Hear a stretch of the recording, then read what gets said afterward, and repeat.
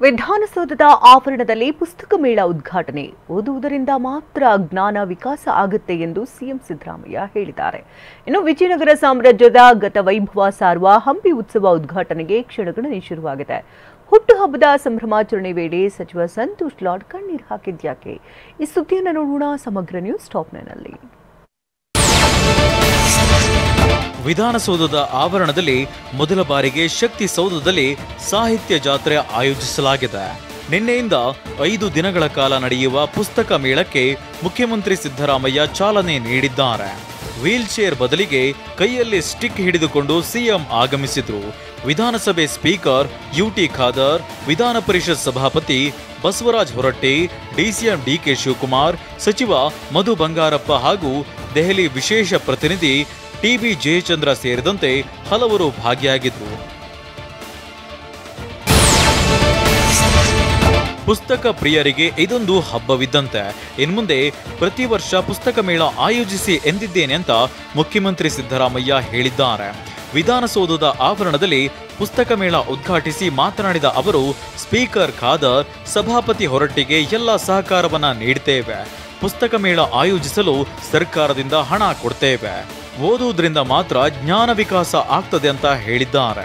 ಪುಸ್ತಕ ಓದೋದಿದೆಯಲ್ಲ, ಇನ್ನೊಬ್ರು ತಗೊಂಡು ಪುಸ್ತಕಗಳನ್ನ ಓದೋದು ಕಲ್ತ್ಕೋಬಾರ್ದು.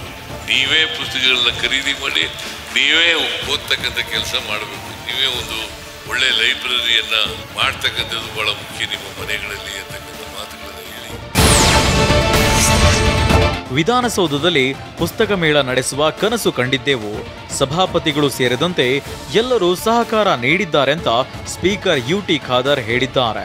ಪುಸ್ತಕ ಮೇಳದಲ್ಲಿ ಮಾತನಾಡಿದ ಅವರು, ವಿಧಾನಸೌಧ ರಾಜಕಾರಣಿಗಳಿಗೆ ಮಾತ್ರ ಸೀಮಿತವಲ್ಲ, ಸಾಹಿತಿಗಳು, ಬರಹಗಾರರಿಗೆ ಅವಕಾಶ ಮಾಡಿಕೊಟ್ಟಿದ್ದೇವೆ. ಎಲ್ಲರ ಸಹಕಾರದಿಂದ ಪ್ರತಿ ವರ್ಷ ಪುಸ್ತಕ ಮೇಳ ನಡೆಯಲಿದೆ ಅಂತ ಹೇಳಿದ್ದಾರೆ.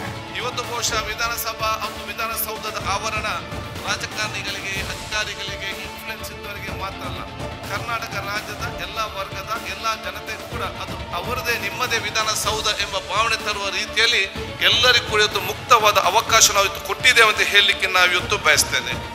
ಪ್ರಪಂಚದಾದ್ಯಂತ ಇರುವ ಪ್ರಗತಿಪರ ಚಿಂತಕರು, ಓದುಗರು, ಬರಹಗಾರರು ಮತ್ತು ಪ್ರಕಾಶಕರನ್ನು ಕೂಡ ಒಟ್ಟುಗೂಡಿಸಿ ಉತ್ತಮ ಆರೋಗ್ಯಕರವಾದ ಸಂವಾದ ಹಾಗೂ ಸಾಂಸ್ಕೃತಿಕ ವಿನಿಮಯಕ್ಕೆ ವೇದಿಕೆ ಒದಗಿಸುತ್ತದೆ. ನಮ್ಮ ಯುಟಿ ಖಾದರ್ ಸ್ಪೀಕರ್ ಆದ್ಮೇಲೆ ಸಾಕಷ್ಟು ಬದಲಾವಣೆ ತಂದಿದ್ದಾರೆ ಅಂತ ಡಿಸಿಎಂ ಡಿಕೆ ಶಿವಕುಮಾರ್ ಹೇಳಿದ್ದಾರೆ. ಪುಸ್ತಕ ಮೇಳದಲ್ಲಿ ಮಾತನಾಡಿದ ಅವರು, ವೈಯಕ್ತಿಕವಾಗಿ ಹೇಳಬೇಕು ಅಂದ್ರೆ ನಾನು ಓದಿದವನೇ ಅಲ್ಲ, ಭಾಷಣ ಕೇಳಿ ಪುಸ್ತಕ ಓದಬೇಕು ಎನ್ನಿಸ್ತಿದೆ, ಖರೀದಿಸ್ತೇನೆ. ಪುಸ್ತಕ ಮೇಳ ಹೀಗೆ ಮುಂದುವರಿಲಿ ಅಂತ ಹೇಳಿದ್ದಾರೆ. ನಮ್ಮ ಖಾದರ್ ಅವರು ಒಂದು ಹೊಸ ಇತಿಹಾಸ ಸೃಷ್ಟಿ ಮಾಡಿದ್ದಾರೆ. ಅದನ್ನ ಮುಂದುವರ್ಸ್ಕೊಂಡು ಹೋಗ್ಬೇಕು. ಹಿಂದೆ ಹೇಳೋರು ನಮ್ಮ ಮೇಷ್ಟ್ರುಗಳು, ಒಬ್ಬ ರೀಡರು ಲೀಡರ್ ಆಗ್ತಾನೆ ಅಂತ. ಯಾರು ಓದ್ತಾನೆ, ಯಾರು ಚೆನ್ನಾಗಿ ಮಾತಾಡ್ತಾನೆ, ಅವನ ನಾಯಕನಾಗ್ತಾನೆ ಅಂತ. ಅದಕ್ಕೆಲ್ಲ ಒಂದು ಹೊಸ ಪುಷ್ಟಿಯನ್ನು ಇವತ್ತು ಕೊಟ್ಟಿದ್ದಾರೆ. ಮುಖ್ಯಮಂತ್ರಿಗಳು ಘೋಷಣೆ ಮಾಡಿದ್ದಾರೆ. ಇದನ್ನ ಯಾವಾಗಲೂ ಕೂಡ ಒಂದು ಸರ್ಕಾರ ಆದೇಶ ಮಾಡಿ ಇದನ್ನ ಮುಂದುವರ್ಸ್ಕೊಂಡು ಹೋಗೋಕ್ಕೆ ಪ್ರತಿ ವರ್ಷ ಕೂಡ ಇಲ್ಲೊಂದು ಪುಸ್ತಕ ಮಸ್ತಕದ ಒಂದು ಜಾತ್ರೆ ಮಾಡ್ತೀವಿ ಅಂತ ಘೋಷಣೆ ಮಾಡಿದ್ದಾರೆ.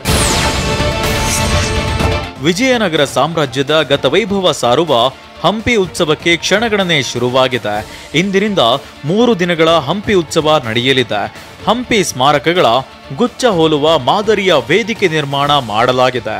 ನಿನ್ನೆ ಹಂಪಿ ಉತ್ಸವದ ಮೊದಲ ಘಟ್ಟವಾಗಿ ವಸಂತ ವೈಭವ ಮೆರವಣಿಗೆಗೆ ಚಾಲನೆ ಸಿಗಲಿದೆ. ಇದೇ ಮೊದಲ ಬಾರಿಗೆ ಆನೆ ಮೇಲೆ ಅಂಬಾರಿ ಹೊರಿಸಿ ಭುವನೇಶ್ವರಿ ದೇವಿಗೆ ಭವ್ಯ ಮೆರವಣಿಗೆ ಮಾಡಲಾಗುವುದು. ದಾರಿಯುದ್ದಕ್ಕೂ ಜಾನಪದ ಕಲಾ ತಂಡಗಳು ಭಾಗಿಯಾಗಿ ಮೆರುಗು ತುಂಬಿದ್ವು. ರಾಜ್ಯ ಬಜೆಟ್ನಲ್ಲಿ ಮಾವು ಹಾಗೂ ರೇಷ್ಮೆ ಬೆಳೆಗೆ ಆದ್ಯತೆ ನೀಡಲಿ ಅಂತ ಬಿಜೆಪಿ ಸಂಸದ ಡಾಕ್ಟರ್ ಮಂಜುನಾಥ್ ಸಲಹೆ ನೀಡಿದ್ದಾರೆ. ರಾಮನಗರದ ಕಣ್ವ ಗ್ರಾಮದಲ್ಲಿ ಮಾತನಾಡಿದ ಅವರು, ಜಿಲ್ಲೆಯಲ್ಲಿ ಮಾವು ರೇಷ್ಮೆಯನ್ನ ಹೆಚ್ಚು ಬೆಳೀತಾರೆ. ಸಿಲ್ಕ್ ವೇಸ್ಟ್ನಿಂದಲೂ ಹಲವು ಉಪಯುಕ್ತ ವಸ್ತು ತಯಾರಿಸಬಹುದು. ಹೀಗಾಗಿ ರೇಷ್ಮೆ ತ್ಯಾಜ್ಯ ಸ್ಪಿನ್ ಮಿಲ್ಗಳನ್ನು ಸರ್ಕಾರವೇ ಸ್ಥಾಪಿಸಲಿ. ಇದರಿಂದ ರೈತರಿಗೂ ಉಪಯೋಗ ಆಗುತ್ತೆ ಅಂತ ಹೇಳಿದ್ದಾರೆ. ಹೊನ್ನಾವರ ಬಂದರು ನಿರ್ಮಾಣದ ಸ್ಥಳಕ್ಕೆ ರಸ್ತೆ ಸಂಪರ್ಕ ಕಲ್ಪಿಸಲು ನಡೆಯುತ್ತಿರುವ ಸರ್ವೆ ಕಾರ್ಯ ಅಂತ್ಯವಾಗಿದೆ ಅಂತ ಜಿಲ್ಲಾಧಿಕಾರಿ ಲಕ್ಷ್ಮೀಪ್ರಿಯಾ ಹೇಳಿದ್ದಾರೆ. ಉತ್ತರ ಕನ್ನಡದಲ್ಲಿ ಮಾತನಾಡಿದ ಅವರು, ಕಡಲಂಚಿನಲ್ಲಿರುವ ಒಟ್ಟು 81 ಮನೆಗಳನ್ನು ತೆರವು ಮಾಡಬೇಕಾಗುತ್ತೆ. ಮರ, ಬಾವಿ ಸೇರಿದಂತೆ 96 ಕಟ್ಟಡ ತೆರವು ಮಾಡಬೇಕಾಗುತ್ತೆ ಅಂತ ಹೇಳಿದ್ದಾರೆ. ಹೊನ್ನಾವರ ಪೋರ್ಟ್ ಪಕ್ಕದಲ್ಲಿ ಒಂದು access road, connecting road NHA ಅವರಿಗೆ ಅಪ್ರೂವ್ ಆಯಿತು. ಅದಕ್ಕೆ ನಾವು ಸರ್ವೆ ಕಾರ್ಯಕ್ರಮವನ್ನು ಲಾಸ್ಟ್ 2 ಡೇಸಿಂದ ಮಾಡಿದ್ದೀವಿ. ಈಗ ಸದ್ಯಕ್ಕೆ ಬಂದಿರುವ ಮಾಹಿತಿ ಪ್ರಕಾರ 81 ಮನೆಗಳು ಅಲ್ಲಿ ಇದೆ ಅಂತ, 35 ಮೀಟರ್ಸ್ ಒಳಗಡೆ ಇದೆ ಅಂತ ನಮಗೆ ಬಂದಿರುವ ಮಾಹಿತಿ. ಟೋಟಲ್ ಸ್ಟ್ರಕ್ಚರ್ ಸುಮಾರು 96-97 ಹತ್ರ ಬರಬಹುದು. ಸಚಿವ ಸಂತೋಷ್ ಲಾಡ್ ಜನ್ಮದಿನ ಸಂದರ್ಭದಲ್ಲಿ ಭಾವುಕರಾಗಿ ಕಣ್ಣೀರು ಹಾಕಿದ್ದಾರೆ. ಧಾರವಾಡದ ಟೀಚರ್ಸ್ ಟ್ರೈನಿಂಗ್ ಕಾಲೇಜು ಸಭಾಭವನದಲ್ಲಿ ಸಚಿವರು ವಿಶೇಷ ಚೇತನ ಮಕ್ಕಳು ಮತ್ತು ಪಾಲಕರೊಂದಿಗೆ ಸಂವಾದ ಬರ್ತ್ಡೇ ಆಚರಿಸಿಕೊಂಡರು. ಈ ವೇಳೆ ವಿಶೇಷ ಚೇತನ ಮಕ್ಕಳನ್ನ ಮಾತನಾಡಿಸುತ್ತಾ ಸಂತೋಷ್ ಲಾಡ್ ಭಾವುಕರಾಗಿ ಕಣ್ಣೀರು ಹಾಕಿದ್ರು. ಬೆಂಗಳೂರಿನ ಮಲ್ಲೇಶ್ವರಂನಲ್ಲಿ ನಿನ್ನೆ ವೈಟ್ ಗೋಲ್ಡ್ ತನ್ನ 30ನೇ ಶಾಖೆಯನ್ನ ತೆರೆಯಿತು. ಇದು ಕರ್ನಾಟಕದಲ್ಲಿ 40ನೇ ಬ್ರಾಂಚ್ ಎಂಬ ಹೆಗ್ಗಳಿಕೆಗೆ ಪಾತ್ರವಾಗಿದೆ. ಗ್ರಾಹಕರ ವಿಶ್ವಾಸವನ್ನ ವೈಟ್ ಗೋಲ್ಡ್ ಸಂಸ್ಥೆ ಉಳಿಸಿಕೊಂಡಿದೆಯಂತ ವೈಟ್ ಗೋಲ್ಡ್ಸ್ನ ಮ್ಯಾನೇಜಿಂಗ್ ಡೈರೆಕ್ಟರ್ ಬಾಬು ತಿಳಿಸಿದ್ರು. ಗ್ರಾಹಕರು ತರುವ ಚಿನ್ನಕ್ಕೆ ಉತ್ತಮ ಬೆಲೆ ಸಿಗಲಿದ್ದು ಅರ್ಧ ಗಂಟೆಯಲ್ಲೇ ಗ್ರಾಹಕರ ಖಾತೆಗೆ ನೇರವಾಗಿ ಹಣ ಜಮೆಯಾಗುತ್ತೆ. ಸಂಸ್ಥೆಯಿಂದ ಗ್ರಾಹಕರಿಗೆ ಯಾವುದೇ ಸಮಸ್ಯೆ ಬಾರದಂತೆ ನೋಡಿಕೊಳ್ತೇವೆ ಅಂತ ಭರವಸೆ ನೀಡಿದ್ರು. ನಮ್ಮ ಬ್ರಾಂಚಿಗೆ ಬಂದರೆ ನಮ್ಮ ಹತ್ರ ಇಲ್ಲಿ MCX ಇಂಡೆಕ್ಸ್ ಆನ್ಲೈನ್ ಇದೆ, ಆ ರೇಟ್ ನೋಡ್ಬೋದು. ಅದಾದಮೇಲೆ ಗೋಲ್ಡ್ ಚೆಕ್ ಮಾಡೋ ಸ್ಪೆಕ್ಟ್ರೋಮೀಟ್ರ್ ಇದೆ, ಸ್ಪೆಕ್ಟ್ರೋಮೀಟ್ರಲ್ಲಿ ಟೆಸ್ಟ್ ಮಾಡ್ತೀರಿ, ಗೋಲ್ಡನ್ನು ಪ್ಯೂರಿಟಿ ಚೆಕ್ ಮಾಡ್ತೀರಿ. ನಿಮ್ಮ ಗೋಲ್ಡ್ ಏನು ಪ್ಯೂರಿಟಿ ಇದೆಯೋ ಅದನ್ನು ವೇ ಮಾಡಿ ನಿಮಗೆ 30 ಮಿನಿಟ್ಸಲ್ಲಿ ನಿಮ್ಮ ಬ್ಯಾಂಕ್ ಅಕೌಂಟಿಗೆ ನಿಮ್ಮ ದುಡ್ಡು ಏನಿದೆ ಅದು RTGS ಮಾಡ್ತೀರಿ.